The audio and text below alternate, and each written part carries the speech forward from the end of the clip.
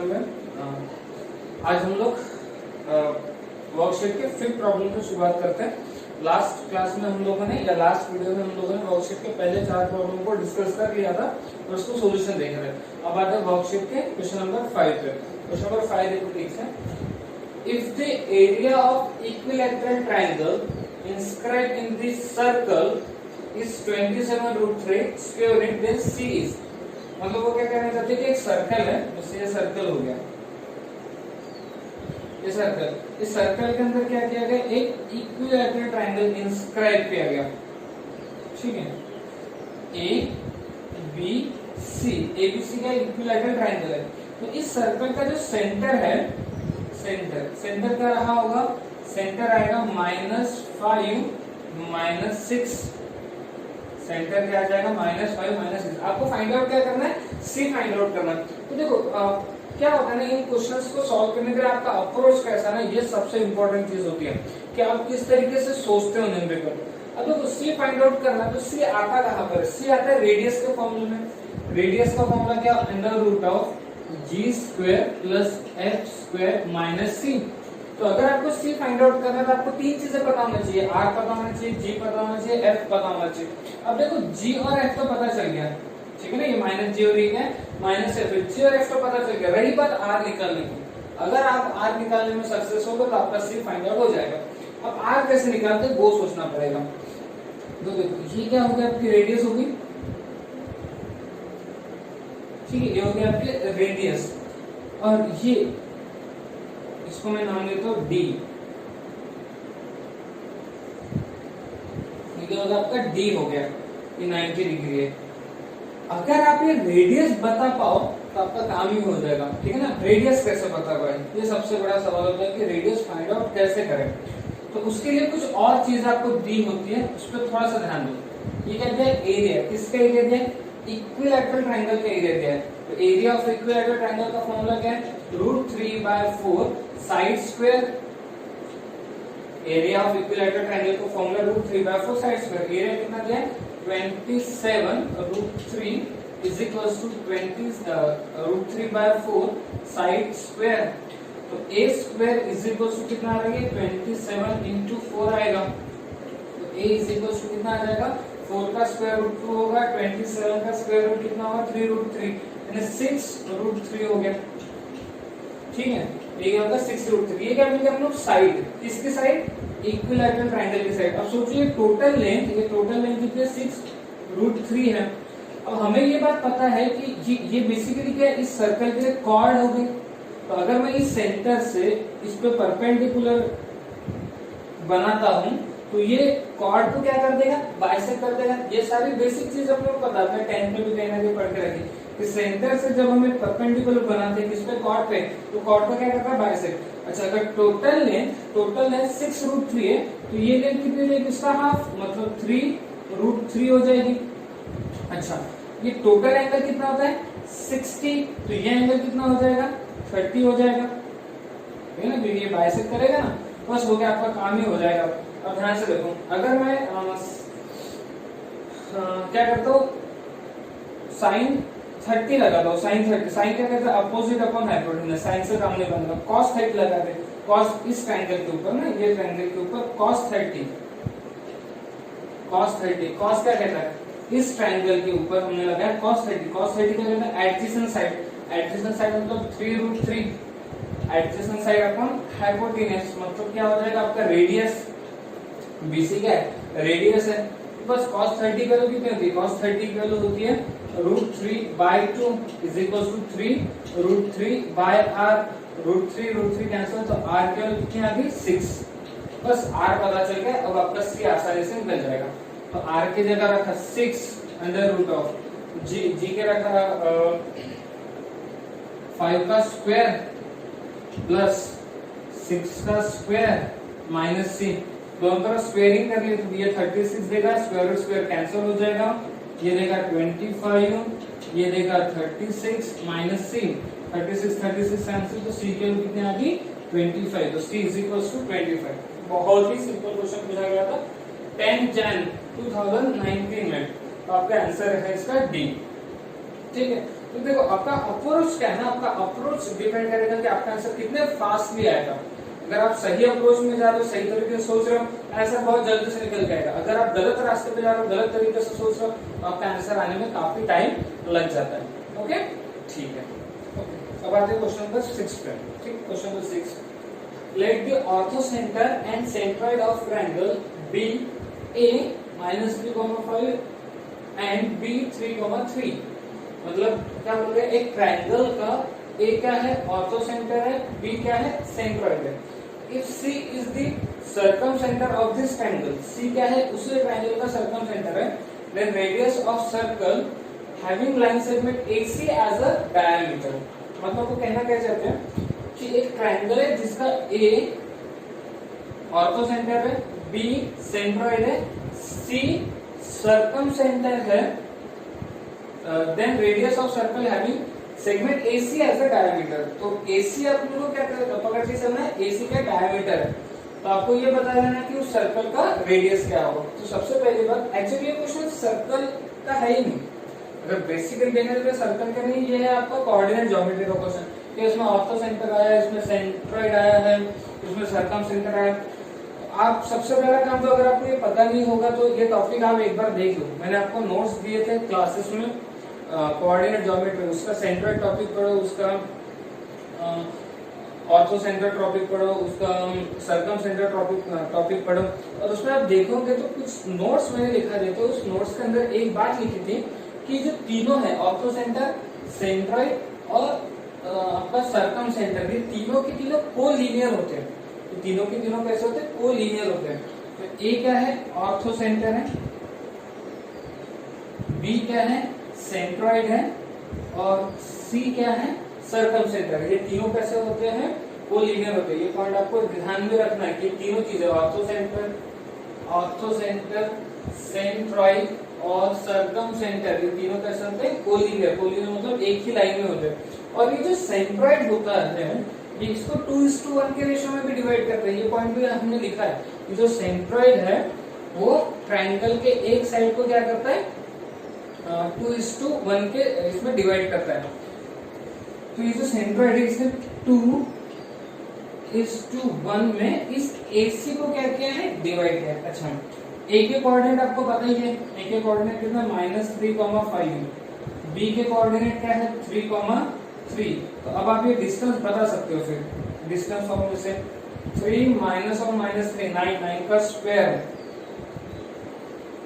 3 minus और 6 का square 36, 3 - 5 -2 का स्क्वायर 4 40 हो जाएगा। ये √40 आएगा। अच्छा, √40 का मतलब कितना, 2√10 हो गया। ठीक है, 2√10। तब देखो, अब हो गया, क्वेश्चन ही सॉल्व हो गया। आपका ये कितना है, 2√10। तो ये कितना रहेगा, कोई सोच के बता सकते हैं कि ये कितना होगा। पहले तो आपको ना ये रेशो का नॉलेज होना चाहिए। रेशो क्या कहता है कि 2:1 में डिवाइड हो रहा है। ये जो टोटल है, टोटल AC, टोटल जो AC है, AC, ये जो सेंट्रोइड है, इसको कौन से रेशो में डिवाइड कर रहा है, 2:1 के रेशो में डिवाइड कर रहा है। तो अगर मैं ये पूछना चाहता हूँ कि टोटल लेंथ अगर 3 है और ये 2:1 के रेशो में डिवाइड हो रहा है, मतलब ये लेंथ कितनी रहेगी, 2, और ये लेंथ कितनी रहेगी, 1। अगर मान लो टोटल लेंथ अगर 10 होती, 10 टोटल लेंथ होती 10, तो फिर 2:1 का रेशियो कितना होगा, 2:1 का रेशियो कितना होगा, इसको देखना पड़ता है। ये होता था 6.33 और ये हो जाता तकरीबन 3.33 के आसपास। ठीक है ना। तो इस तरीके से तो अब बात को समझो। देखो ये कितना 2:1 के रेशियो में डिवाइड होगा। ये पार्ट कितना है, 2√10 है। देखो ये 2√10 है, तो ये 1 टाइम्स कितना हो जाएगा, ये हो जाएगा √10। ये कितना हो जाएगा, √10। देखो ये 2:1, ये सब ये बहुत इंपॉर्टेंट चीजें समझना। हमें तो पता तो होता है 2:1 का रेशियो, लेकिन उसका एक्चुअल मतलब क्या है वो भी पता नहीं होता। ठीक है, अगर मान लो AC एक सेगमेंट है और B क्या है, सेंट्रोइड है। अच्छा, इसकी टोटल लेंथ है 9, तो इसका 2:1 का रेशियो कितना हो जाएगा, तो ये हो जाएगा 6 और ये हो जाएगा 3। देखो ये 3 का 1 टाइम्स आ गया और ये 3 का 2 टाइम्स आ गया। ठीक है, और टोटल लेंथ कितनी आ गई, 9। तो ये अगर 2 टाइम्स है तो इसका 1 टाइम्स कितना हो जाएगा, √10 हो जाएगा। तो टोटल लेंथ कितनी आ जाएगी आपके पास, AC, टोटल AC कितना आ जाएगा, 3√10 आ जाएगा। टोटल AC क्या आ जाएगा, 3√10। अच्छा AC क्या है, AC डायमीटर है, तो रेडियस कितना हो जाएगी, इसकी हाफ, तो रेडियस हो जाएगी √3/2, √10 हो जाएगी। ये हो जाएगी इसकी रेडियस, सर्कल की रेडियस। तो क्या ऑप्शन में है क्या, अगर आप ध्यान से देखोगे तो ऑप्शन में है ये अवेलेबल 3। अगर मैं ये 2 को स्क्वायर रूट में लेके जाऊँ कितना बनेगा, 4। 2 अगर स्क्वायर रूट के अंदर वापस करूँ कितना बनेगा, 4। तो r इज इक्वल टू कितना आ जाएगा, 3√5/2, 3√5/2। तो करेक्ट ऑप्शन आएगा सी।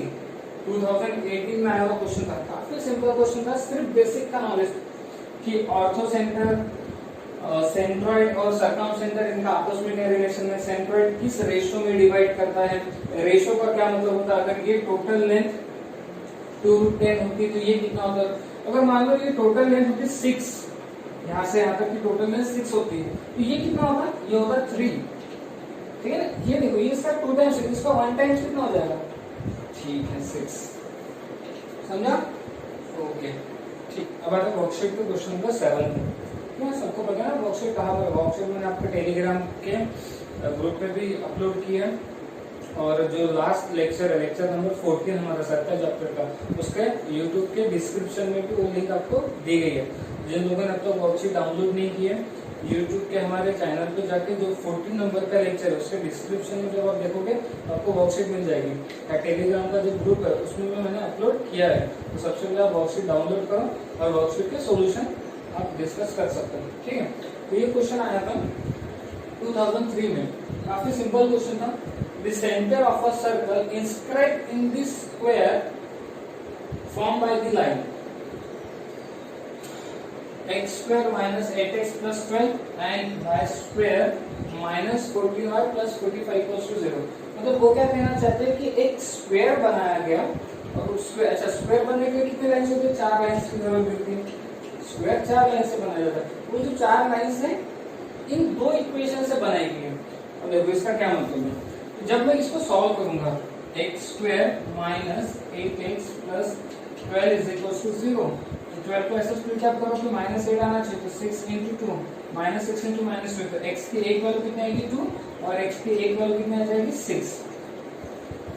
उसी तरीके से y² minus 14y plus 45 is equals to 0। जब 45 को अगर मैं सॉल्व करता हूँ, जिसमें -14 9 5 -9 -5, तो y की एक वैल्यू कितनी आएगी 9 और y की एक वैल्यू कितनी आ जाएगी 5। तो क्या बेसिकली ये 4 लाइन दिखाई दे रही है आपको, x equals to 2, x equals to 6, y equals to 9, y equals to 5, ठीक है। ये 4 लाइन है, इन 4 लाइन के अंदर में एक स्क्वायर बनाया गया, तो 4 लाइन से क्या बना, एक स्क्वायर बना और उसके अंदर में क्या बनाया गया, सर्कल बनाया गया। आपको उस सर्कल के क्या बनाना है, सेंटर, आपको सर्कल के सेंटर बताना। चलो देखते हैं।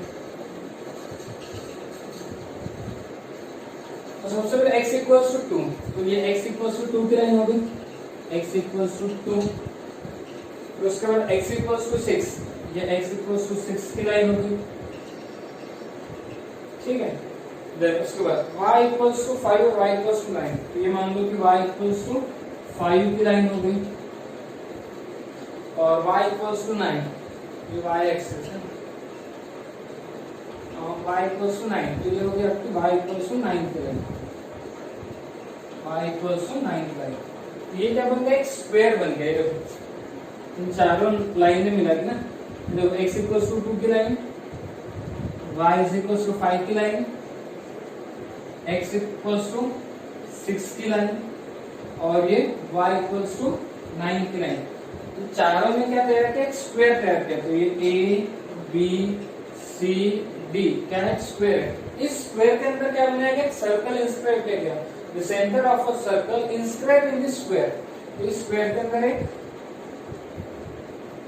सर्कल बनाया,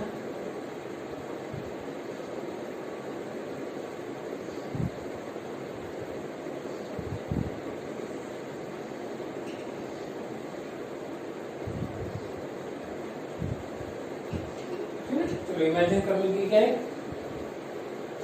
सर्कल है, तो आपको बताना है इस सर्कल के सेंटर क्या होंगे। तो सबसे पहले तो सेंटर होता था डायमीटर, तो डायमीटर ये होगा उसका डायमीटर, तो ये डायमीटर एग्जैक्टली मिडल में होगा।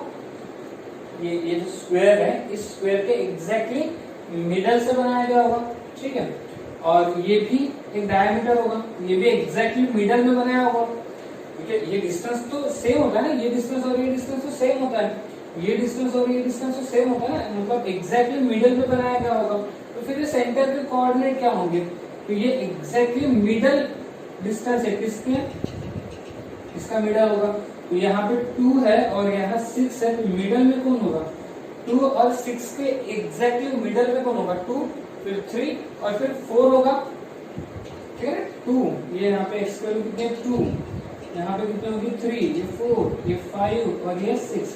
तो यहाँ पे मतलब इस सेंटर का जो x कोऑर्डिनेट होगा वो कितना होगा 4 होगा, तो उसी सेंटर का y कोऑर्डिनेट इधर मिल जाएगा अपने को, तो ये भी एग्जैक्टली मिडल में ही होगा, ठीक है, ये भी एग्जैक्टली मिडल में ही होगा। तो ये मिडल कितना आएगा, देखो ये कितना है, यहाँ पे y की वैल्यू कितनी है 5, तो y की वैल्यू 5 है और यहाँ y की वैल्यू कितनी है 9 है, तो 5 है, तो ये 6 होगा, ये 7 होगा, ये 8 होगा और ये 9। तो एग्जैक्टली मिडल में कौन है 7, तो जो सेंटर है उसका y कोऑर्डिनेट कितना आएगा 7 आएगा, ठीक है। तो जो सेंटर है उसका कोऑर्डिनेट कितना आएगा 4,7 आ गया, समझा क्या आप लोगों को।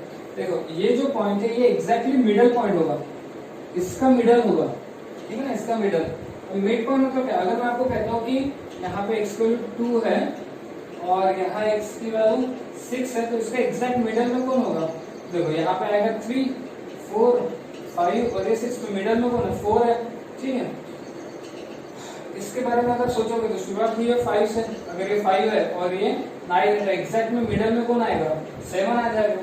मतलब ये जो C है इसके y कोऑर्डिनेट कितने आएंगे 7 और इसका x कोऑर्डिनेट कितना आएगा 4, तो जो सर्कल बना उसका सेंटर क्या होगा 4,7, तो 4,7 करेक्ट ऑप्शन आ जाएगा ए, ठीक है। तो काफी सिंपल क्वेश्चन था, उतना तो ज्यादा डिफिकल्ट था नहीं, सिर्फ आपका ज्योमेट्री पार्ट बहुत क्लियर कट होना चाहिए, ओके ठीक है। अब आता है वर्कशीट के क्वेश्चन नंबर 8 पे, ध्यान से देखो। Let AB be a chord of circle, एक सर्कल है x square plus y square equals to r square, तो इसको देख के आपको आइडिया आ गया होगा कि स्टैंडर्ड सर्कल जिसका सेंटर कहाँ पर है ओरिजिन पे है, subtending a right angle at the centre. अच्छा मतलब जो कॉर्ड है वो इस सर्कल के सेंटर के साथ क्या तैयार कर रही है, राइट एंगल ट्रायंगल तैयार कर रही है बोलते। Then the locus of the centroid of triangle PAB as P moves on the circle is, मतलब देखो क्या कहना चाहते हूँ। सबसे पहले एक सर्कल है, ये सर्कल स्टैंडर्ड सर्कल है, इसका सेंटर कहाँ पे रहेगा ओरिजिन पे, ये हो गया ओरिजिन O। तो एक कॉर्ड है AB जिसने इस सेंटर के साथ एक राइट एंगल ट्रायंगल तैयार किया, मतलब वो ऐसा ही रहा होगा। ये कॉर्ड हो गया AB, ठीक है, ये कॉर्ड हो गया AB जिसने सेंटर के साथ क्या तैयार किया, राइट एंगल ट्रायंगल तैयार किया। और एक P पॉइंट है, P एक मूविंग पॉइंट है, P एक मूविंग पॉइंट है मान लो इस सर्कल के ऊपर। तो ये जो ट्रायंगल तैयार होगा, ये ट्रायंगल कौन सा ट्रायंगल, ट्रायंगल PAP, इस ट्रायंगल का जो सेंट्रॉइड होगा उसका लोकस बताना है। देखो क्वेश्चन को ठीक से, let AB be a chord, AB का एक कॉर्ड है इस सर्कल की जिसका सेंटर कहाँ पर है ओरिजिन पे, तो वो AB इस सेंटर के साथ कितना एंगल तैयार कर रहा है, राइट एंगल ट्रायंगल तैयार करना। ये जो ट्रायंगल है right angle triangle. Then the locus of the centroid of triangle PAB, एक P पॉइंट है, देखो यहाँ पे बोला है P moves on the circle, P जो पॉइंट है उसके कोऑर्डिनेट क्या होंगे x, y होंगे, तो वो मूव कर रहा है बोलते सर्कल पे ऑन दिस सर्कल। तो अपने को बताना है कि ये जो ट्रायंगल तैयार होगा ट्रायंगल PAB, इसका जो सेंट्रॉइड होगा मान लो G क्या है उसका सेंट्रॉइड, उसका लोकस बताना है, क्या बताना है उसका लोकस, ठीक है। तो चलो ध्यान दो, मुझे एक बात बताओ, ये रेडियस हो जाएगा, रेडियस R, B के कोऑर्डिनेट क्या हो जाएंगे r,0 क्योंकि x एक्सिस पे, A के कोऑर्डिनेट क्या होंगे, A के कोऑर्डिनेट भी 0,r होंगे क्योंकि ये y एक्सिस पे। अच्छा P पॉइंट का कार्टेशियन कोऑर्डिनेट x, y है, आपको P के पैरामीट्रिक कोऑर्डिनेट पता होगा, P के parametric coordinate r cos theta, r sin theta, ठीक है ना। पैरामीट्रिक इक्वेशन हमने पढ़ा था, उसमें मैंने आपको बताया था कि जो पॉइंट सर्कल पे होता है उसके पैरामीट्रिक कोऑर्डिनेट क्या होता है, r cos theta r sin theta होता है। तो चलो g क्या है, सेंट्रॉइड जिसका लोकस अपने को बताना है। तो g के कोऑर्डिनेट मान लेते हैं कि h, k है। g के कोऑर्डिनेट क्या है, h, k। तो सेंट्रॉइड का फॉर्मूला सबको पता होगा। सेंट्रॉइड का फॉर्मूला क्या होता है, x1 + x2 + x3 / 3 y1 + y2 + y3 / 3। ये सेंट्रॉइड का फॉर्मूला होता है। ये होगा ना आपका ट्रायंगल, ये ट्रायंगल है। ये जो वर्टेक्स होते थे, वर्टेक्स a, p और b, इसी को हम x1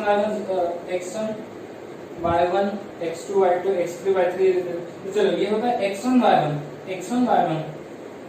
x2 y2 x3 y3। तो x1 कितना है 0 प्लस x2 कितना है r cos theta plus x3 कितना है r अपॉन में आएगा 3। y1 कितना है r प्लस y2 कितना है r sin theta plus y3 कितना है 0 अपॉन में आ जाएगा 3। तो g बेसिकली क्या आएगा r plus r cos theta upon 3 और r plus r sin theta upon 3। ये g के कोऑर्डिनेट आ गए। बट g के कोऑर्डिनेट क्या है, h, k है।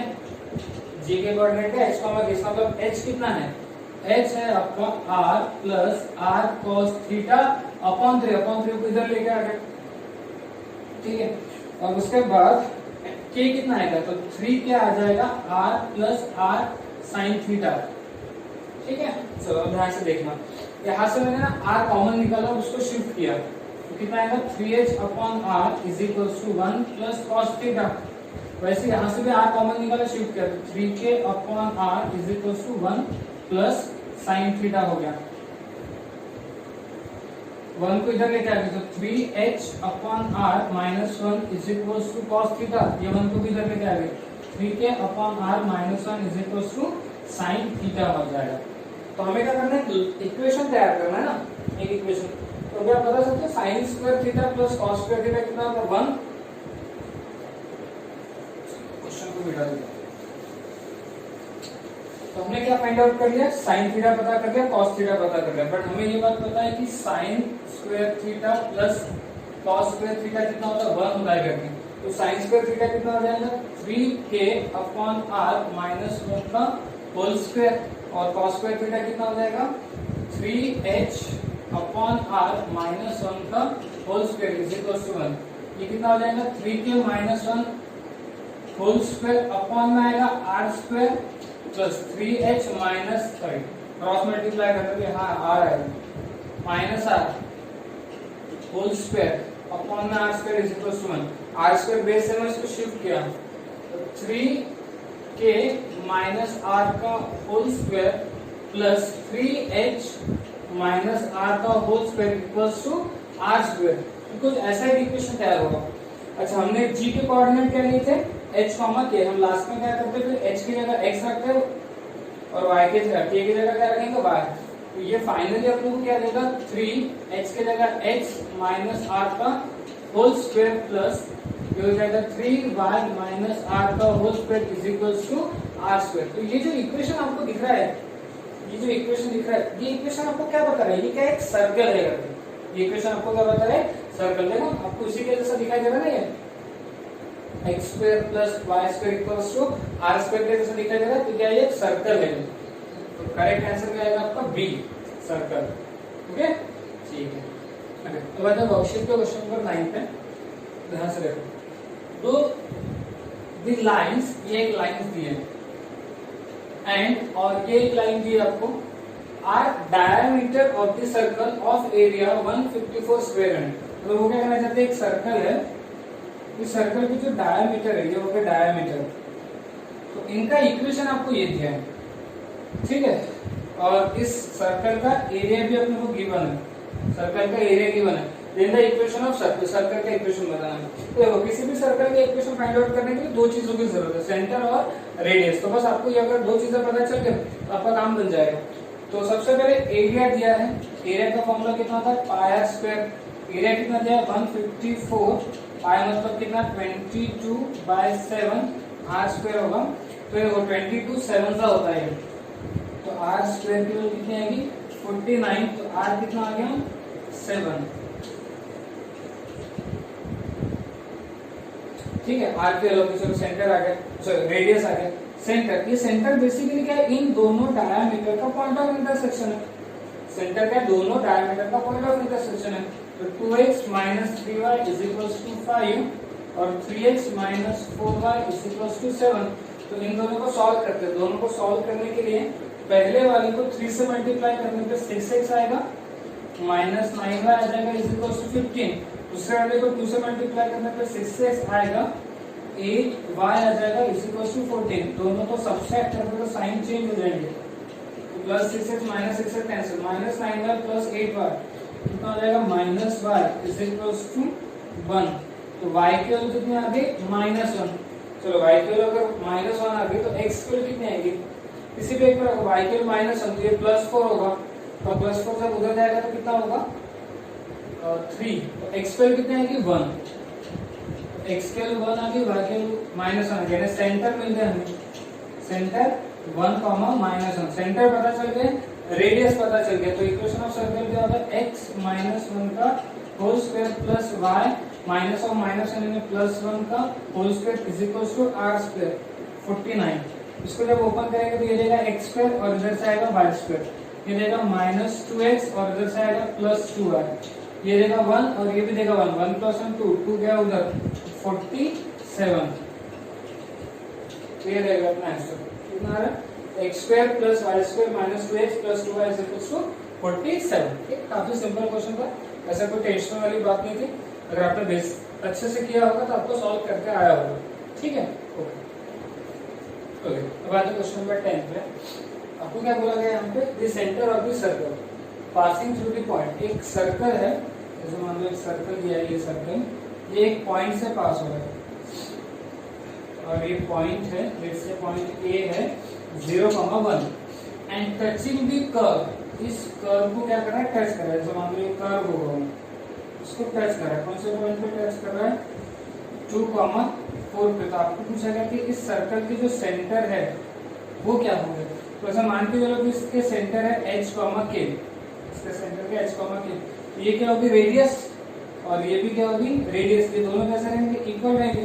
तो AC = BC हो जाएगा। अच्छा, डिस्टेंस फॉर्मूले से AC निकाल लेंगे, h - 0 का होल स्क्वायर यानी कि h स्क्वायर, k - 1 का होल स्क्वायर यानी k - 1 का होल स्क्वायर आएगा = ये यहाँ पे भी डिस्टेंस फॉर्मूला लगा लेते हैं, h - 2 का होल स्क्वायर, h - 2 का होल स्क्वायर, k - 4 का होल स्क्वायर, k - 4 का होल स्क्वायर।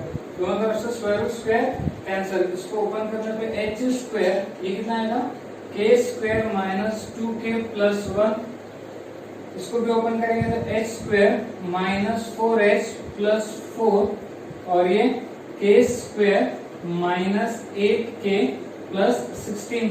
ठीक है, तो h square cancel, k square और k स्क्वायर भी कैंसिल। ठीक है, आगे बढ़ते तो ये -8k को इधर शिफ्ट कर देते तो +8k हो जाएगा और -2k, ये कितना हो जाएगा 6k होगा। -4h को इधर शिफ्ट करते तो +4h हो गया और ये 1 को इधर शिफ्ट करते तो देखो 4 + 16 21 हो जाएगा तो 19। तो ये एक अपने पास एक रिलेशन मिल गया। कौन सा रिलेशन, h और k के बीच का रिलेशन मिल गया। बस अब आपको चेक करना है कि कौन सा सेटिस्फाइड कर रहा है, जो सेटिस्फाइड करेगा वही अपना आंसर आ जाएगा। तो चलो पहला वाला रखूंगा तो सेटिस्फाइड नहीं करेगा, दूसरा रखूंगा तो भी सेटिस्फाइड नहीं करेगा, तीसरा जब आप रखोगे तो वो सेटिस्फाइड करेगा।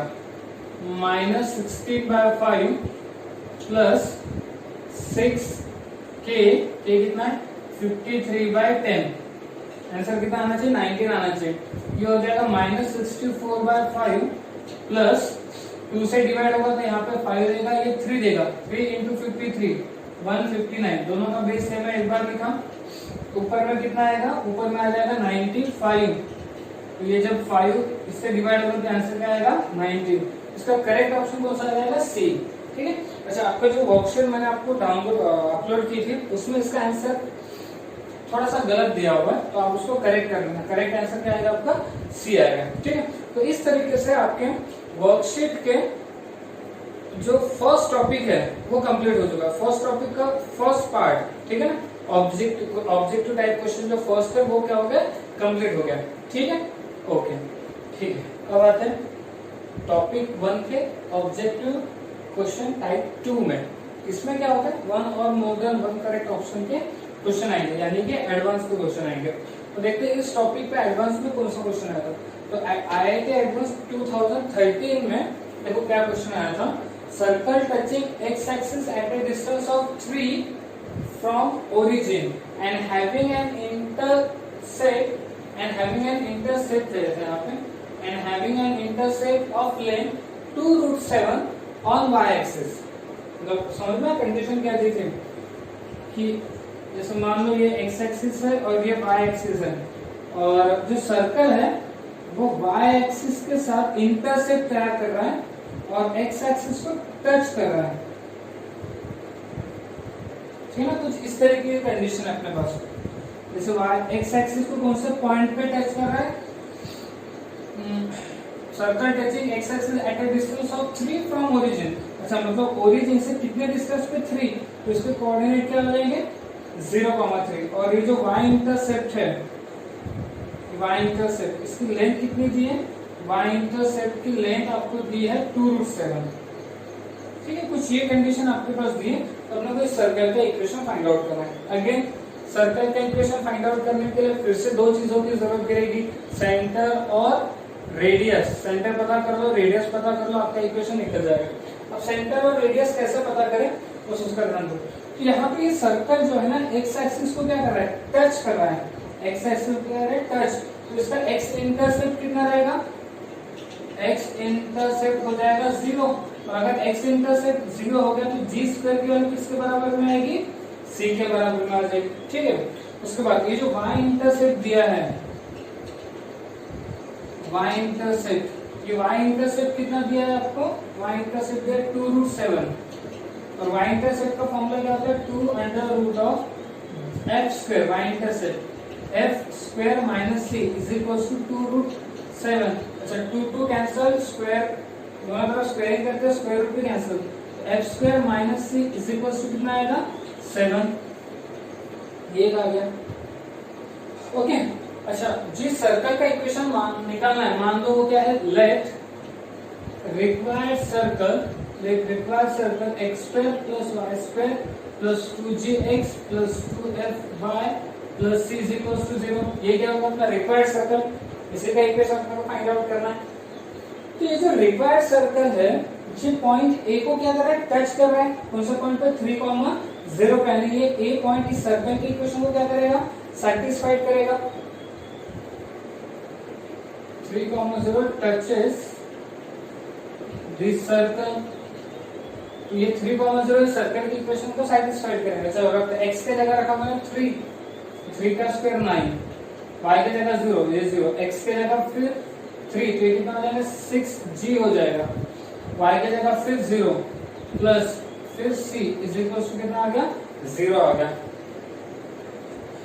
तो यहां से अपन बता सकते हैं कि अब आप c की जगह ना g स्क्वायर पुट अप कर सकते हो।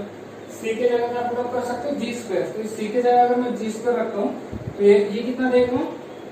g square plus 6g plus 9 is equal to 0। तो 9 का ऐसे स्प्लिट अप करो कि 6 आना चाहिए।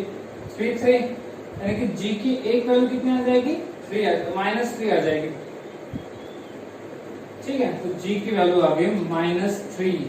अच्छा, अगर g की वैल्यू -3 तो फिर c की वैल्यू कितनी आएगी? g की वैल्यू अगर -3 तो c की वैल्यू कितनी आ जाएगी? 9। ठीक है, चलो g आ गया, c भी आ गया। और c की वैल्यू अगर 9 है तो f स्क्वायर कितना हो जाएगा? ये -9 हो गया 16। f कितना हो जाएगा? f हो जाएगा प्लस और -4। ये हो जाएगा। चलो, g निकल गया, f निकल गया, c निकल गया। तो अपना इक्वेशन क्या आएगा? इक्वेशन आ जाएगा x square plus y square g के जगह -3 तो -6x, f के जगह पहले +4 ले लेते हैं तो 8y प्लस सी की जगह आएगा 9 इज इक्वल्स टू 0, ये पहला आएगा। एंड दूसरा क्या हो जाएगा, x square plus Y square, again g की जगह माइनस में तो माइनस 6x, एफ की जगह इस बार -4 लेंगे तो -4 लेने पे -8y plus 9 is equals to 0, तो ये दो आएंगे। देखो x square plus Y square -6x plus 8y plus 9 equals to 0, ये ऑप्शन करेक्ट है। x square plus Y square -6x minus 8y plus 9 equals to 0, इसी ऑप्शन भी करेक्ट है। ठीक है, तो इस तरीके से इस क्वेश्चन का आंसर ए और सी आएगा। बहुत ही सिंपल क्वेश्चन था। ठीक है, यही क्वेश्चन मेरे ख्याल से 2019 के जेईई मेन में पूछा गया था। ठीक है, और सेम क्वेश्चन एडवांस में भी आया था 2013 में। ओके, ठीक है, सेकंड क्वेश्चन पे आते हैं। सेकंड क्वेश्चन को ध्यान से देखना।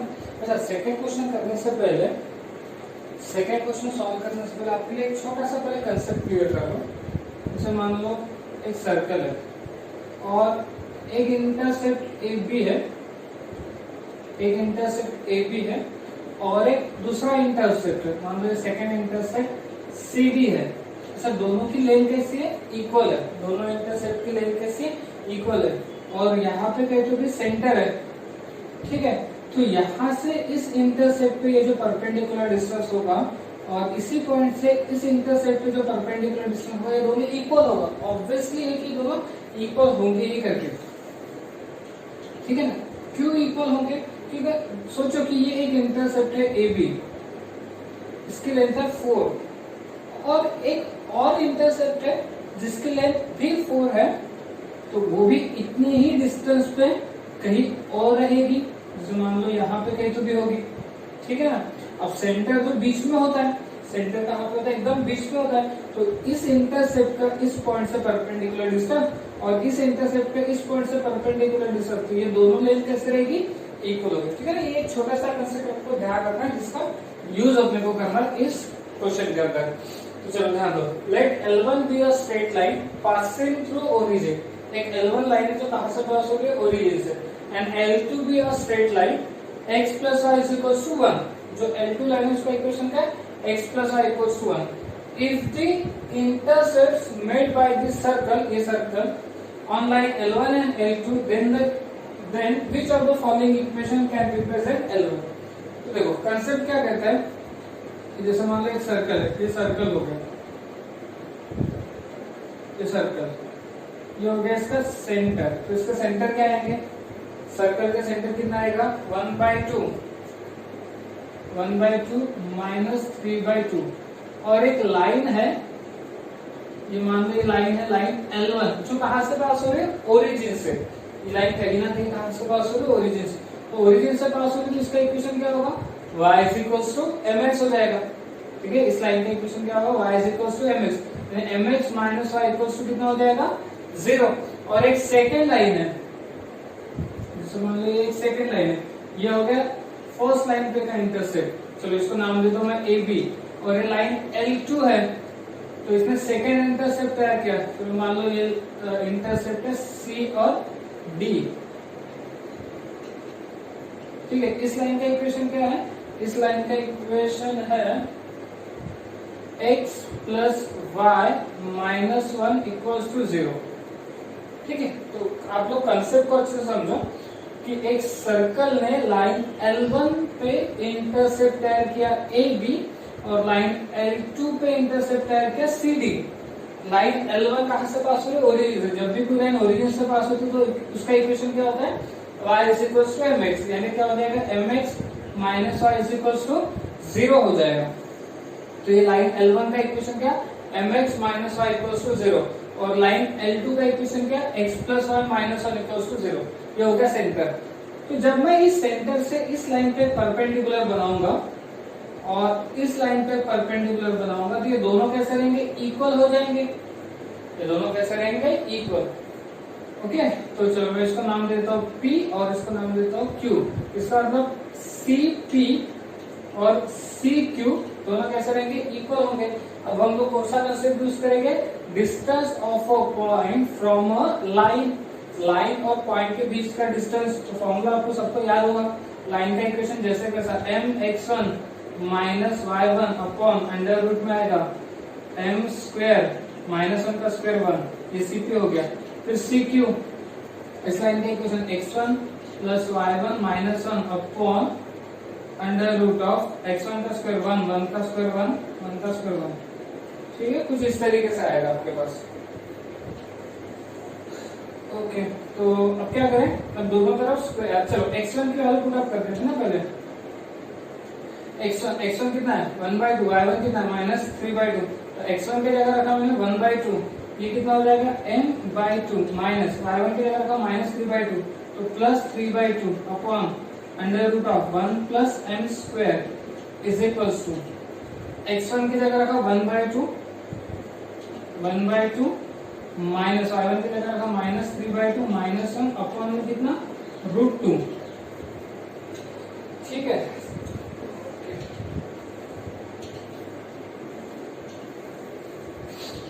चलो देखते हैं ये कितना होगा, तो हो जाएगा 2m प्लस 6, या फिर ऐसा बोल दो ना सीधा सीधा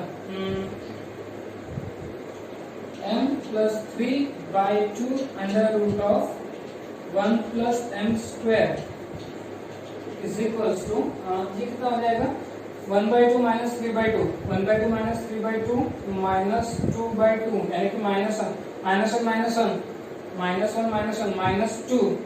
अपॉन √2, ये कितना आएगा -√2 आ जाएगा। ठीक है, दोनों तरफ अब करते स्क्वायरिंग, तो दोनों तरफ जब स्क्वायरिंग करेंगे तो इसका स्क्वायर कितना आएगा m square plus 6m plus 9, और इधर इसका स्क्वायर कितना आएगा 4, 1 प्लस m स्क्वायर आ जाएगा। ओके, इधर इसका स्क्वायर कितना आएगा, इसका स्क्वायर आ जाएगा 2। चलो मैं बता देता हूँ,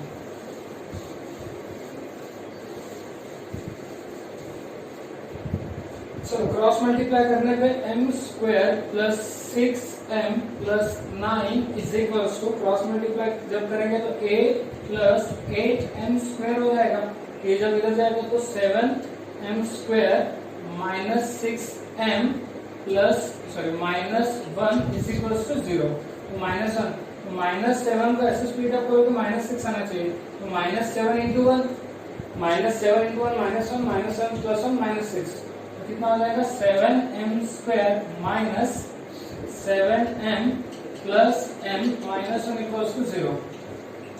तो अगर आप 7m कॉमन निकालते हो तो m -1 होगा, और यहाँ से 1, तो m -1 इज इक्वल्स टू 0। तो m की एक वैल्यू कितनी आएगी 1, और m की दूसरी वैल्यू कितनी आएगी -1/7। चलो ये आगे m, तो जो लाइन L1 है उसका इक्वेशन क्या होगा, इक्वेशन ऑफ L1, तो m की एक वैल्यू में क्या लेते हैं, पहले 1 लेते हैं, तो m की अगर एक वैल्यू 1 लेंगे, पहला equation x minus y is equals to 0 हो जाएगा। जब m की वैल्यू कितनी ली है 1, और जब m की वैल्यू -1/7 लेंगे तब कितना होगा, x के जगह कितना रखा -1/7 x minus y is equals to 0, कितना हो जाएगा ये हो जाएगा x प्लस 7y, -7 से मल्टीप्लाई करते हैं ना, तो x plus 7y is equals to 0, तो ये आएंगे लाइन L1 के इक्वेशन। तो x minus y equals to 0, ये एक करेक्ट आंसर आएगा, और x plus 7y equals to 0, ये एक करेक्ट आंसर आएगा। ठीक है, तो इस तरीके से आपके एडवांस लेवल के क्वेश्चन आपको सॉल्व करते आना चाहिए। देखो जैसे कि आप देख रहे हो ना, मानता हूँ कि क्वेश्चन थोड़ा सा टफ होते हैं, बट ऐसा नहीं कि बहुत ज्यादा डिफिकल्ट होते हैं। अगर आपका बेसिक पार्ट बहुत स्ट्रांग है, या आपने बेसिक पे बहुत ज्यादा वर्क किया है, और सेकंड थिंग आपका अप्रोच है ना, सेकंडली आपका अप्रोच, और सबसे इम्पोर्टेंट थिंग कि आपकी लगन, कि आपको कितनी लगन है कि आपका IIT में जाना है, आपको NIT जैसे रेप्यूटेड कॉलेजेस में जाना है। ठीक है, आपकी इच्छा, आपका डेडिकेशन, आपका पैशन, यही सारी चीजें, और ऑब्वियस है कि आपका हार्ड वर्क, ये सारी चीजें जब मिल जाती है तब जाके कहीं तो भी आपका IIT का टिकट मिलता है आपको, यानी IIT जाने का चांस मिलता है। सिर्फ ऐसा नहीं कि मैं बढ़िया आम लोगों के नॉर्मल लाइफ, जैसे आम लोगों के नॉर्मल स्टूडेंट तो वैसे जिंदगी जी रहा हूँ, 8 बजे सो के उठ रहा हूँ, 2 घंटा सुबह पढ़ाई कर रहा हूँ, दिन भर फिर टीवी देख रहा हूँ, फिर शाम को 2 घंटे पढ़ाई कर रहा हूँ, और मेरा IIT में सिलेक्शन, ऐसा नहीं होगा। ठीक है, आपको अगर आईआईटी में सिलेक्शन करना है तो कुछ हटके करना पड़ेगा, कुछ अलग करना पड़ेगा, कुछ बच्चों से अलग मेहनत करनी होगी, दिन रात एक करना होगा, तब जाके कहीं आपका आईआईटी में सिलेक्शन होगा। ठीक है, नहीं तो फिर आपको पता ही है कि इंजीनियरिंग कॉलेजेस की कमी नहीं है, बट इनकी लेवल भी पता है। अगर आपको आईआईटी एनआईटी में जाना है तो आपको दिन रात मेहनत एक करनी पड़ेगी, तब जाके कहीं आपका आईआईटी में सिलेक्शन होता है। ठीक है, आई होप कि आप जो बच्चे ये वीडियो देख रहे हैं आप डेडिकेट हो कि आपका आईआईटी एनआईटी में जाना है, आप करना चाहते हो कि दुनिया से अलग करना चाहते हो, बाकी स्टूडेंट से अलग कुछ करना चाहते हो, तो आपके लिए मेहनत करना बहुत जरूरी है। ठीक है ना, कुछ सपनों को मारना पड़ेगा, नींद खराब करनी पड़ेगी, नींद को मारना पड़ेगा। ठीक है ना, बहुत सारी चीजों को आपको क्या बोलते हैं छोड़ देना पड़ेगा, जैसे टीवी हो गया, दोस्तों के साथ घूमना हो गया। तो मैं ये नहीं कह रहा हूँ कि सारे दुनियादारी से नाता ही तोड़ दो, ऐसा नहीं कह रहा हूँ, बट कुछ ना कुछ तो अलग करना पड़ेगा। क्योंकि जो बच्चे 4 घंटे टाइम पास करते हैं, 4 घंटे बाहर दोस्तों के साथ टाइम पास करते हैं, आप 1 घंटा में आपको वो सारी चीज निपटानी पड़ेगी। जो बच्चे सुबह 8-9 बजे सोते उठते हैं, आपको सुबह 4 बजे सुबह 5 बजे उठना पड़ेगा। ठीक है, तो ये बहुत सारी चीजें हैं जो सिर्फ सिलेबस या सिर्फ पढ़ाई एक फैक्टर नहीं है, और भी बहुत सारे फैक्टर्स हैं। तो आई होप कि जितनी जल्दी आप ये सारी चीजें समझ जाओगे, आप उतना ही जल्दी आईआईटी की तैयारी के काबिल हो जाओगे, शुरू कर दोगे।